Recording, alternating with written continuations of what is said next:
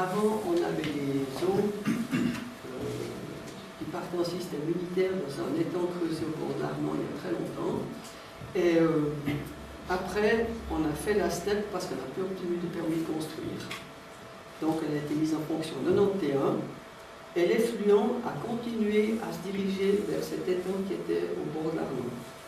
Et on n'a jamais eu de marquage de l'Arnon par l'effluent de la steppe, parce qu'en fait, on ne savait pas où sortait l'eau de l'Arnon. On n'a jamais eu d'ennui avec les gardes-pêche. Et quelques années après, à peu près en même temps qu'est arrivée l'interdiction d'épandre les boues pour l'agriculture, on a eu une demande pour remblayer les parcelles agricoles au bord de l'Arnon pour avoir un meilleur temps pour les cultiver. Et à ce moment-là, on a dû supprimer notre cheminement de l'eau parce qu'il n'était pas assez profond et surtout qu'il n'arrivait pas à supporter le poids des machines et des matériaux qu'on allait mettre dessus. Donc on a creusé un nouveau collecteur qui descend à l'Arnon tout droit, ce qui fait que l'effluent de la steppe, il sort de la steppe et quelques minutes après, il est dans le Wamba. Et on a eu des séances avec les gardes-pêche parce que la station d'épuration, elle peut épurer un certain nombre de choses, mais elle est à la merci de ce qu'on lui envoie. Donc, suivant ce qu'on reçoit d'une station, les boues flottent normalement en bas, mais des fois elles montent.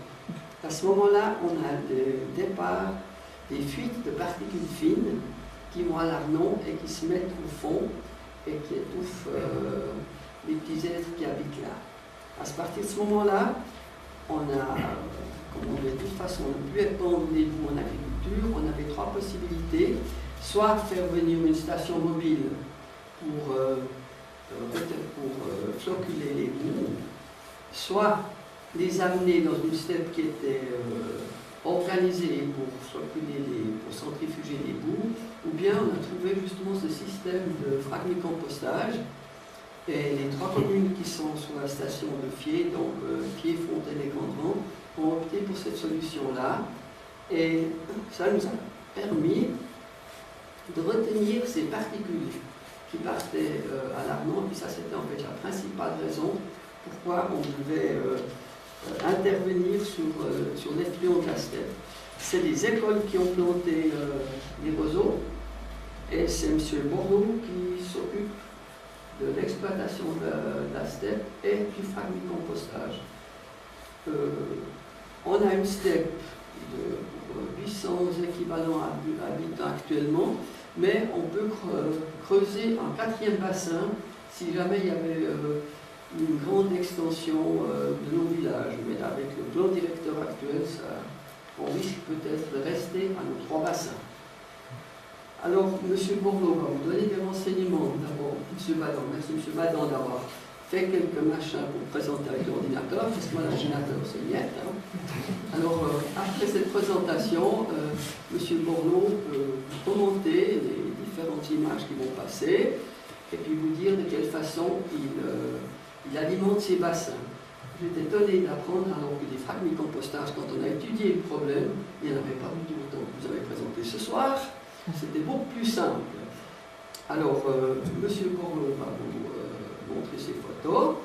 Et ma foi, la station d'épuration, comme je l'ai dit au départ, elle retient ce qu'elle peut. Si on commence à parler de micropolluants, ce genre de trucs-là, d'abord on ne sait pas combien il y en a, et puis elle n'est pas faite pour les retenir. Alors, c'est la responsabilité de chacun d'entre nous d'utiliser le moins de micropolluants possible. Et si on ne peut pas les supprimer, au moins de juguler leur expansion. Et ça, c'est la possibilité de chacun. Alors voilà, M. Bordeaux, vous devez... Mesdames et messieurs, bonsoir. Plutôt que de vous expliquer, on a peut-être pensé que des images, que plus tard, que des grands mots, les mots, ce n'est pas des grandes choses, on s'exprime mal. Bon, déjà, on va vous présenter le site avec le bâtiment, les bassins roses nettés, l'Arnon en bas. Donc, sous cette eau, c'est la biologie, donc, où l'eau est traitée avec le chlorure ferrique, parce qu'on la traite au chlorure ferrique chez nous ici. Ça, c'est les bassins d'hiver. Donc, on peut avancer, il y a un spécial. Voilà, on va s'arrêter là. C'est ce que M. Vignati vous a montré tout à l'heure. Ça, c'est la construction avec les drains sciés, mais non perforés, les tuyaux noirs. C'est les tuyaux d'alimentation, les rouges, les tuyaux d'aération. Je vais bien expliquer. Voilà, ça c'est une autre vue. Non, on va pas s'attarder. Voilà. Oui, je me souviens. Donc voilà, ça c'est la masse filtrante. Donc le tuyau perforé là, il y a 20 cm de gros boulet, à 10 cm de gravillon, et puis il y a 20 cm de terre et cailloux où sont plantés les roseaux. Voilà. Donc là, ça peut être très intéressant. Ça, c'est l'arrivée des eaux dans les sableurs. Donc, ce que Mme Telna a dit, on reçoit n'importe quoi. On ne sait pas ce qu'on reçoit. Et là, on a une eau qui est orangée. On ne sait pas ce qu'il y a eu ce jour-là. Ici, c'est tout ce qui arrive. Papier, nourriture. Là, il y a un petit peu de mousse. Même des grands linges. Donc chez nous, l'eau passe par le dessableur, ensuite elle rentre dans la steppe, elle passe dans le tamiseur. Donc le tamiseur, il est chargé de récupérer tout ce qui est matière solide, papier, cultives, tampons, enfin j'en passe les meilleurs. Ensuite ça passe dans le conteneur, quand il est plein, c'est le camion poubelle, et puis on vide, et puis on remplit. On la vide aujourd'hui, il y a 400 kg pour 2 mois, donc c'est quand même pas rien. À gauche, on a la biologie, donc où il y a des bactéries aérobies, donc qui vivent là où il y a de l'air, là, les bactéries qui vivent là où il n'y a pas d'air, anaérobie.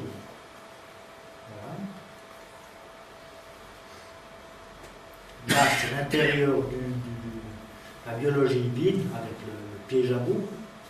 Donc, à un certain moment, la steppe, la soufflante, elle s'arrête, donc il n'y a plus de brassage d'air. Il y a une décantation qui se fait, donc les matières solides se déposent, et puis après, quand on repompe, on pompe des matières solides plutôt que de pomper de l'eau. L'eau solide. Voilà, ça c'est le tout début de la steppe. Septembre 2008. Donc là, ça c'était le premier printemps. Pardon, plutôt le deuxième printemps, on voit les repousses. Là, on voit que c'est vraiment de l'eau de la steppe qui est chargée. Vous la voyez là au milieu, qui est très très chargée. Voilà, ça c'est le début des premières alimentations. Donc un roseau pas déclaré. Ça, c'est l'été, donc on voit que la chaleur fait quand même son effet, ça craquelle, ça donne des jolies mosaïques, n'est-ce pas? Non, ça c'est plutôt pour plaisir, celle-là. Donc, M. Vignati a parlé d'entretien. Bon, l'entretien, une fois que les roseaux sont plantés, il est quasiment nul, à part l'alimentation tous les 3-4 jours. Là, j'avais coupé pour avoir accès au tuyau d'alimentation. C'est la seule fois que je l'ai fait, du reste. Donc là, on voit que les roseaux repoussent. Attends, voilà. Donc 2,50 m, ça les fait très très bien. Hein.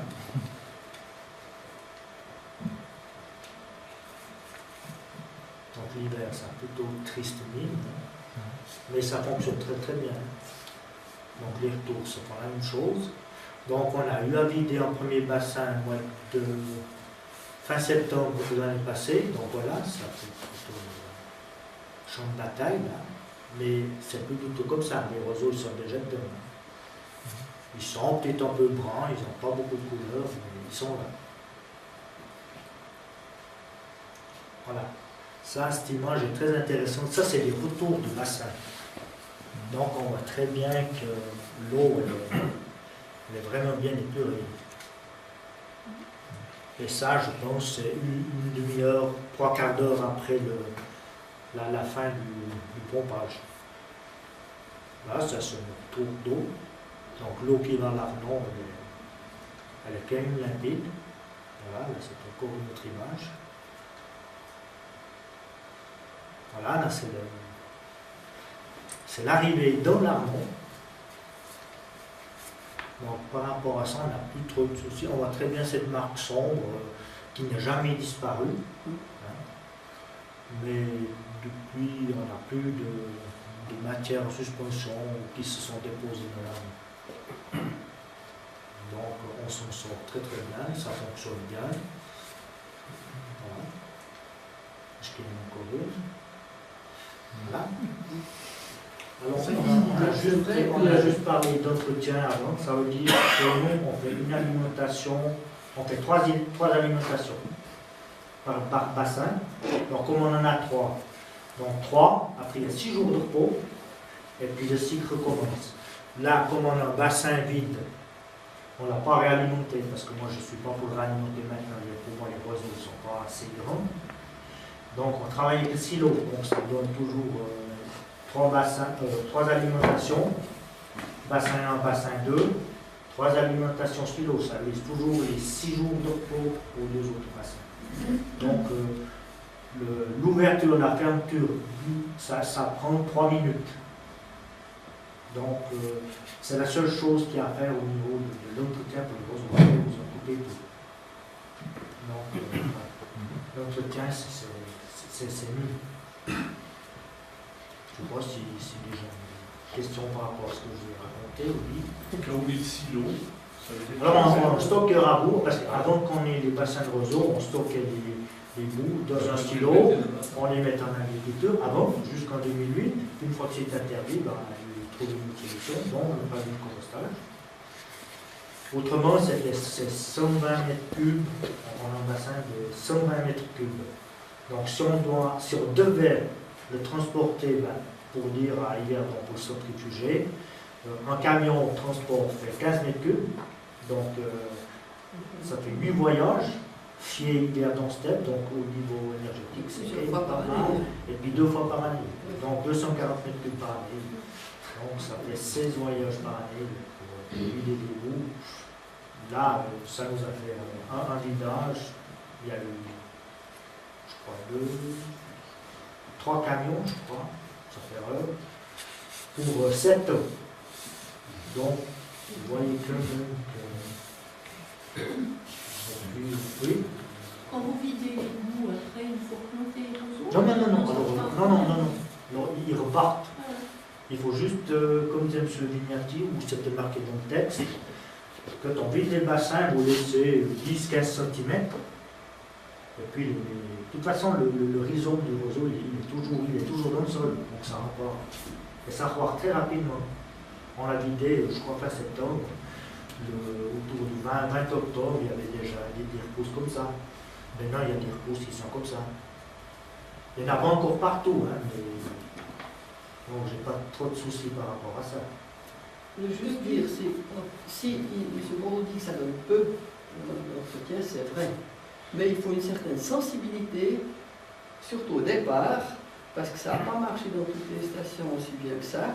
Si on n'a pas cette sensibilité, cette attention qu'on accorde à ces petites plantes, c'est encore assez facile de les étouffer. J'irai pas jusqu'à dire que je leur parle.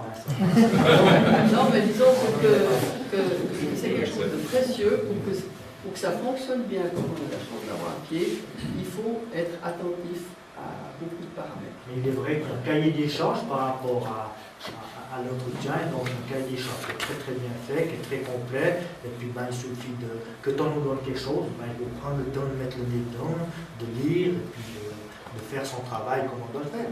Voilà. Après,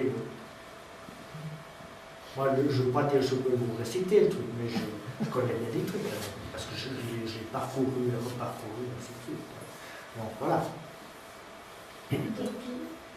En hiver, la plante est en repos. Ça travaille quand même. Mais on la fixe toujours. Il y a juste l'année passée, quand on a eu janvier-février, où on a eu 2 ou 3 semaines, où il faisait moins 10, moins 12, j'ai arrêté l'alimentation parce que je ne voulais pas faire geler les conduites, uniquement ça. Mais la maintenant, plante ça fonctionnait. Maintenant, le matin, ça pompe de 7h moins quart à 7h. Vous passez à 7h20 demain, ça revient dans la biologie, ça revient dans la 7. Ça a déjà percolé, donc ça fonctionne très bien chez nous.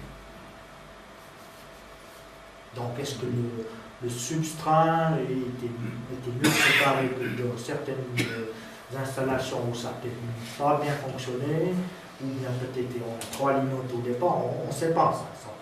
Je ne pense pas qu'on puisse savoir pourquoi chez nous ça fonctionne bien, puis qu'ailleurs ça n'a pas bien fonctionné. Ça, moi, je n'ai pas l'impression qu'on puisse savoir. C'est la nature. Voilà.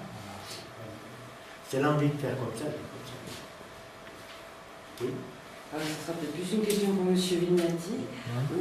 Je me demandais s'il y a eu des études qui ont été faites pour savoir ce que les roseaux absorbent comme polluants en fait.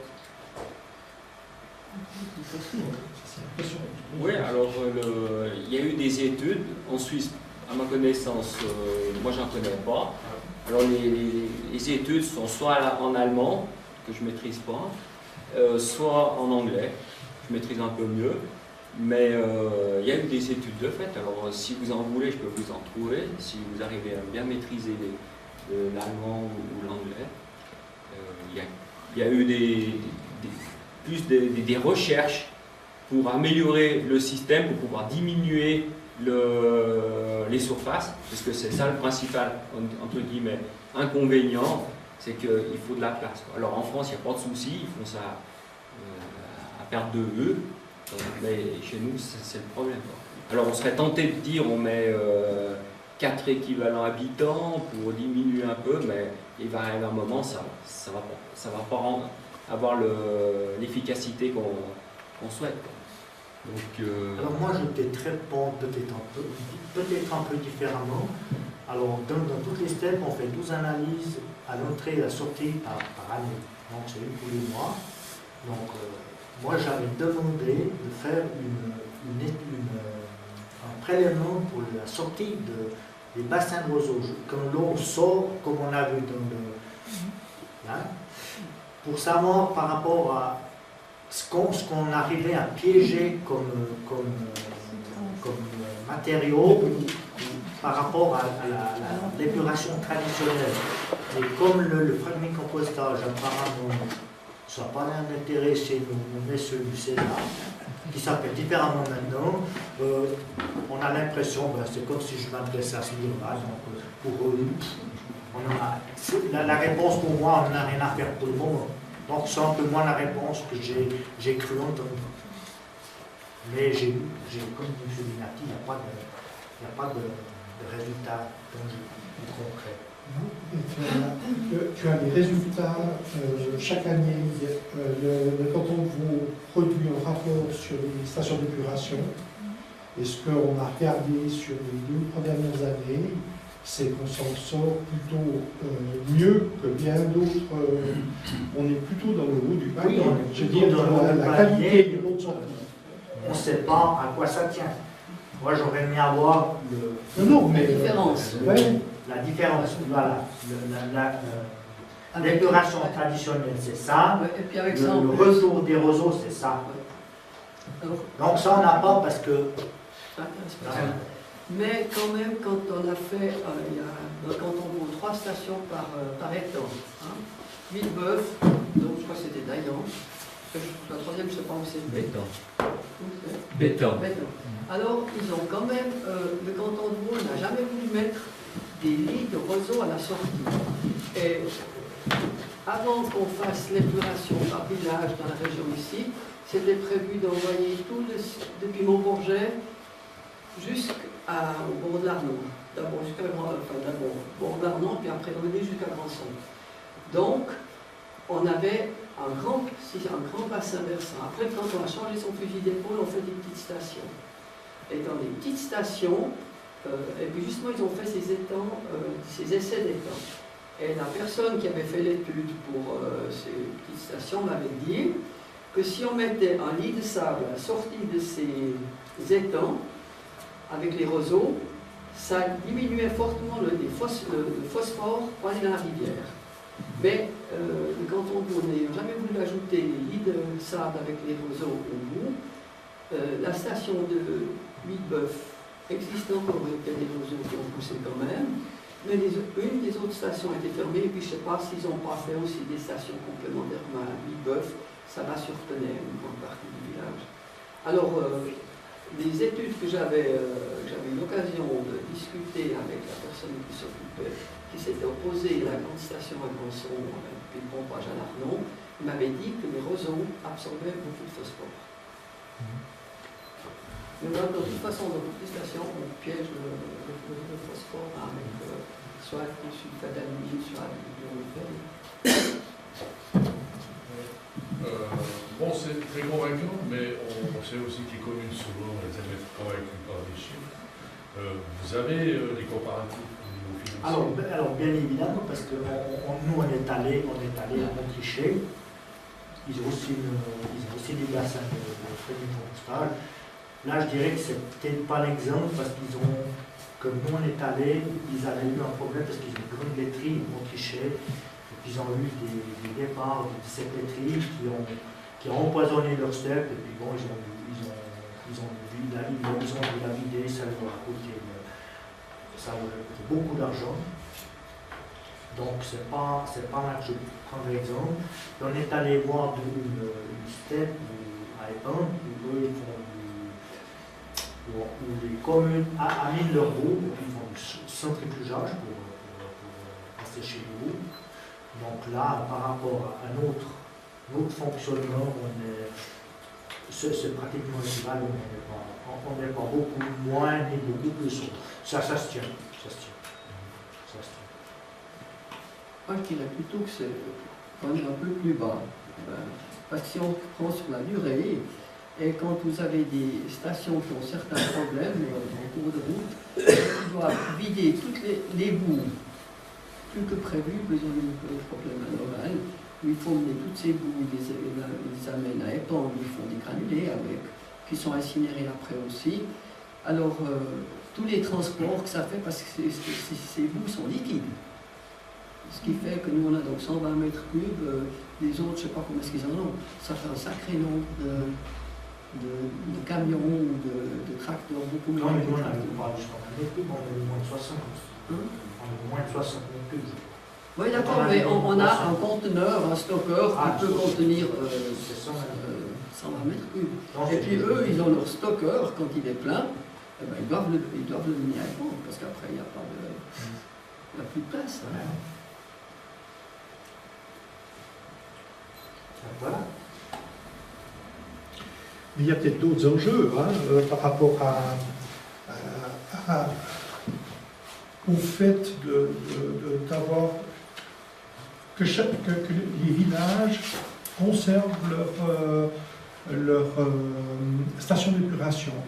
Parce que ça veut dire que le village, enfin les gens du village doivent se préoccuper de l'élimination de leurs déchets. C'est pas un problème que traite l'État, puis vogue la galère, on n'a qu'à payer, puis terminer. Ça maintient une certaine conscience des choses. Et je pense que ça, c'est quelque chose qu'on oublie complètement. Actuellement, Mme Thévenin nous racontait hier tout le débat qu'il y a dans cette région autour, ou qu'il y a eu autour de tout centraliser au même endroit, mais en même temps, on dépossède les gens. Et puis on nourrit des très grosses entreprises qui deviennent surpuissantes, etc., qui dépossèdent encore plus. Je crois qu'il y a quelque chose à réfléchir, non seulement en termes de production, de productivité et d'économie, mais aussi qu'est-ce que ça signifie par rapport à la vie sociale des gens. Alors, moi, voilà, on en a eu parlé avec Michel et Mme Thévenin, c'est des choses auxquelles peut-être qu'il faut introduire dans l'équation qui va présider au choix qui seront faits par les communes, comment elles vont éliminer leurs déchets.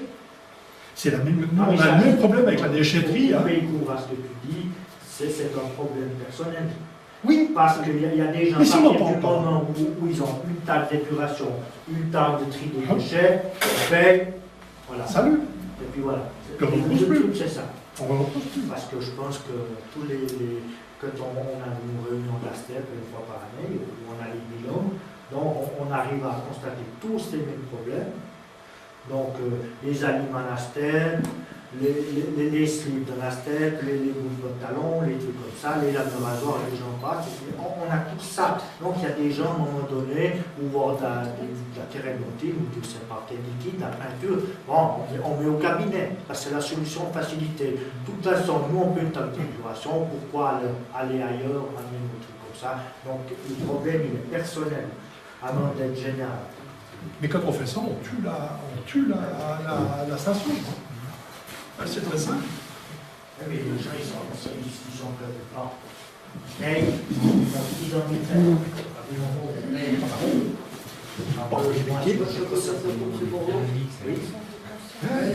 Même si on a une autre conscience, je pense qu'il y a quand même un moment donné où on a un pinceau, on a fait de la peinture, et puis on est là avec son pinceau et on ne réfléchit pas, on va au robinet. Et puis on le lave. On va laver, je sais pas, le fond du contenant. Mais là, comment on fait dans ces cas-là? Donc, on ne peut rien faire du tout.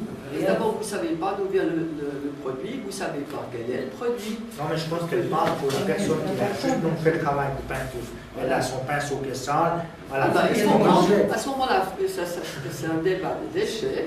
On ne peut pas demander ce soir. Mais le conseil, c'est de bien essuyer, ce que je fais, avec un chiffon, et bien aérer le chiffon. On peut bien le mettre, en tout cas après, dans les déchets ménagers qui sont bons de toute façon dans une usine d'incinération qui, elle, est pourvue d'un filtre spécial. Mais en tout cas, jamais dans les eaux. Parce que ce qu'on peut retenir, je veux dire, et puis les bassins de biologie ont une certaine fragilité, vous pouvez entièrement bousiller une biologie. Après, vous avez l'effluent qui va dans les rivières. Et là, vous voyez assez souvent des remarques dans les journaux parce qu'un ruisseau est pollué, et bien à ce moment-là, ça le garde pêche, quoi. Il écume. Donc c'est trop tard. Les gens, c'est comme pour les micro-polluants, pour tous les polluants, c'est une conscience à prendre, mais ça, on ne peut pas, nous, ce soir, discuter de cette conscience, il faut espérer qu'elle tombe dessus.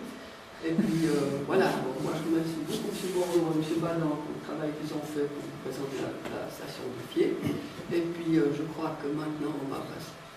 Les honoraires sont Il y a encore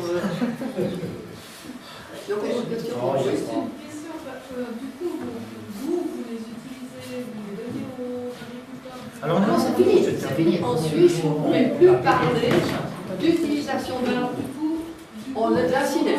C'est C'est ce qu'on fait dans tous les secrets. Vous avez dit 7 ans, M. Bordeaux, qu'on a conduit avec le premier bassin. 7 ans. 2013, 5 ans. 5 ans, parce qu'on avait un peu peur qu'il déborde. Alors, on était pris par la panique du débordement, et alors ça a débordé, on a Parce qu'on stoppé est, le toujours bassin. on est toujours plus intelligent, plus malin après. Donc, comme personne ne pouvait nous dire exactement ce que le bassin allait diminuer en séchance, parce qu'on a beau y prendre contact avec M. Bignati et avec toutes les stations qui existent, personne n'a pu nous renseigner. Alors, pour éviter qu'on ait un problème, on a arrêté l'alimentation du bassin, et puis on a mis séché, puis on a vu que c'était descendu considérablement, et puis maintenant on saura jusqu'où on peut remplir les autres bassins, comme dit M. Bordeaux. Alors, je crois qu'il ne faut pas oublier que toutes les steppes en fonctionnement général, elles fonctionnent un peu tous sur le même principe, mais c'est pas simple. Vous avez une perturbation d'une steppe, vous dites, bon, ben, je vais faire ça, je vais mettre un petit peu plus de chlorure ferrique et puis demain je vais regarder ça donne. Mais c'est pas comme ça que ça fonctionne. Il va vous falloir attendre 1 semaine, 8 jours pour voir ce que le changement il fait, si le résultat est plutôt dans le bon sens ou pas. Mais on ne tourne pas en bouton puis ça fonctionne ou pas. On a des délais qui sont relativement longs pour savoir si ce qu'on a fait. Bon, je dirais qu'on va plutôt au pic. Hein. On peut pas faire on n'a pas une table, il faut régler comme ça, il faut régler comme ça, il y a un réglage de base, puis après il faut trouver la façon qui convient mieux, parce que toutes les steppes le fonctionnement général est un peu le même, mais après il y a un fonctionnement particulier à chaque step. Une en a vu, on ne sait pas ce qui arrive dans les steps. Aujourd'hui elle va très bien, puis maintenant il y a de la mousse, on ne sait pas d'où elle vient, c'est ça. Alors, il y a une chose qu'on peut recommander, c'est que l'effluent de la steppe n'aille pas directement dans une rivière ou un ruisseau. Si l'endroit où on a la steppe, on peut créer un étang, comme ça se fait de temps en temps, où l'eau peut se reposer avant d'aller plus loin. Ça diminue l'impact direct sur la rivière. Et puis, comme la rivière part, ça part assez rapidement. Alors, c'est pour ça que ça, on peut le recommander quand on fait une steppe, de prévoir un bassin, mais c'est pas obligatoire. Et on ne peut pas le rendre obligatoire non plus.